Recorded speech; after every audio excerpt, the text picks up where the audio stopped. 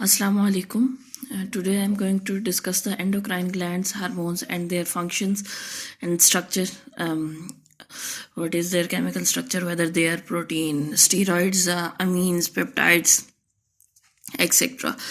Hypothalamus is the major gland of the body, and it is the basic gland through which other glands get their message of stimulation. It produces thyrotropin releasing hormone, which is abbreviated as TRH, corticotropin releasing hormone, which is abbreviated as CRH, growth hormone releasing hormone, which is abbreviated as GHRH, growth hormone inhibitory hormone, which is abbreviated as GHIH, and another name of the growth inhibitory hormone is the somatostatin. Gonadotropin releasing hormone, which is abbreviated as GnRH, dopamine or prolactin inhibiting factor, which is abbreviated as PIH. Now, the function of the thyrotropin releasing hormone is it stimulates the secretion of thyroid stimulating hormone TSH and prolactin. It acts on the pituitary gland through which TSH is released. CRH act on the it causes the release of the adrenocorticotropin hormone or ACTH. Growth hormone, it causes the release of the growth hormone releasing hormone. It causes the growth of the growth hormone, and growth hormone inhibitory hormone, it inhibits the growth release of growth hormone. Gonadotropin releasing hormone, it causes the release of luteinizing hormone, which is abbreviated as LH, and the follicle stimulating hormone, which is abbreviated as FSH. Prolactin inhibits the prolactin inhibiting factor. It inhibits the release of prolactin. So TRH is peptide, corticotropin is peptide. These all are first four hormonal factors are peptide in nature, and last one is amine.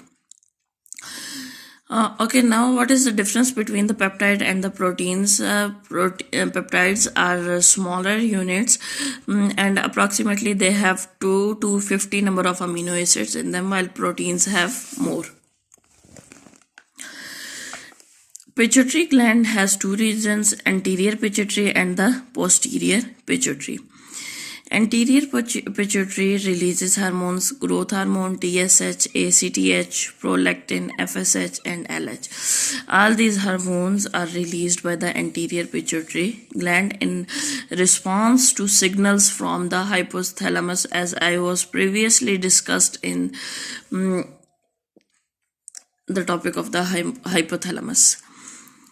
Growth hormone, it stimulates protein synthesis and overall growth of most of the cells of the tissues. When the protein synthesis increases, more amino acids are deposited in the body, and then the body vigor increases. It is peptide in nature. TSH, it stimulates the synthesis and secretion of the thyroid hormone, which are the thyroxine and triiodothyronine. Thyroxine is abbreviated as T4, and triiodothyronine is abbreviated as T3. These are the hormones of the thyroid gland, which are present in neck. It is also peptide in nature. Adrenocorticotropic hormone, it stimulates the synthesis and secretion of adrenocortical hormone, cortisol, androgens, and the aldosterone. These are peptide in nature. It acts on the adrenal gland through which these hormones released. Prolactin, it promotes the development of the female breast and secretion of the milk. It is peptide in nature. Follicle stimulating hormone, it causes the growth of the follicle in the ovaries and sperm maturation in the Sertoli cells of the testes. It is also peptide in nature. Luteinizing hormone, it stimulates testosterone synthesis in the Leydig cells of the testes. It stimulates ovulation, formation of the corpus luteum.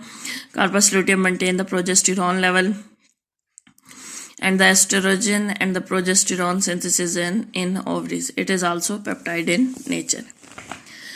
Other portion of the pituitary gland is the posterior pituitary. It releases two hormones, antidiuretic hormone ADH, and another name of the ADH is the vasopressin, and the oxytocin. ADH increases the reabsorption by the kidney. Water and ionic balance is done by antidiuretic hormone, and it causes the vasoconstriction and increase the blood pressure. When the vessels are constricted, automatically blood pressure is increased. Oxytocin, it stimulates milk ejection from the breast and the uterine contraction. It is also peptide in nature. Thyroid gland, it releases T4 and T3 under the influence of the pituitary gland. Now, what are the functions of T3 and T4 in the animal body? Increases the rate of chemical reactions in most cells, thus increasing body metabolic rate. If the person is suffering from the thigh goiter, there will he or she will be sluggish or hyperactive, and many other problems are also seen in his or her body. This is amine in nature. This is tyrosine derivative. Calcitonin, it promotes the deposition of the calcium in the bones and decreases extracellular fluid calcium ion concentration. This is peptide in nature. Next is the adrenal cortex.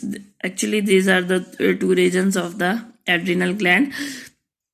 Cortex is the outer region and the medulla is the inner region. Adrenal cortex releases cortisol and the aldosterone. Cortisol has multiple metabolic functions for controlling metabolism of the proteins, carbohydrates, and fats, and it also have inflammatory effects. Okay, aldosterone, it increases the sodium reabsorption in the kidney, potassium secretion and hydrogen secretion. This one is these hormones are steroid in nature. Hormone of the adrenal medulla are the norepinephrine and the epinephrine. They have same effects as the sympathetic stimulation, and these are amine in nature. Next gland is the pancreas. It releases insulin from the beta cells, and the function of the insulin is to enter the glucose in many cells. In this way, it controls the carbohydrate metabolism, or the sugar level of the body is controlled, and this is peptide in nature.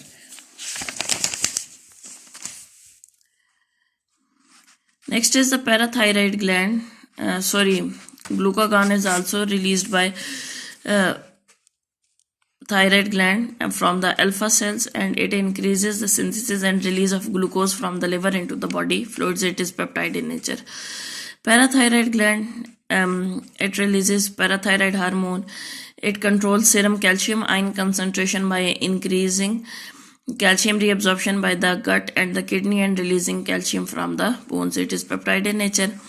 Testes releases testosterone. It promotes the development of male reproductive system and secondary sexual characteristics, just like the beard appearance on the face, etc. Ovaries releases estrogen and the progesterone. These increases the development of female reproductive system, breast, secondary sexual characteristics. Progesterone stimulates the secretion of uterine milk by the uterine endometrial gland and promote the development of the secondary apparatus of the breast. Placenta, it produces human chronic gonadotropin, human somatotropin, estrogen, and the progesterone. So it promotes the corpus luteum secretion of estrogen and progesterone, and probably fetal tissue development, mother breast development. This is the repetition of the estrogen and progesterone. Action is same as the previous. Kidney releases renin 1,2,5 dihydroxycholcalciferol and erythropoietin. It catalyzes the conversion of angiotensin to angiotensin 1. It increases the intestinal absorption of the calcium and bone mineralization, and erythropoietin is involved in erythrocyte production. Heart, it produces atrial natriuretic peptide ANP. It increases sodium excretion by the kidney, reduces blood pressure. Stomach, it releases gastrin, and it increases the HCl absorption secretion by the parietal cells. Small intestine, it releases secretin and cholecystokinin. It stimulates pancreatinar cells to release bicarbonate and water. And cholecystokinin, it stimulates gallbladder contraction and releases of pancreatic enzymes.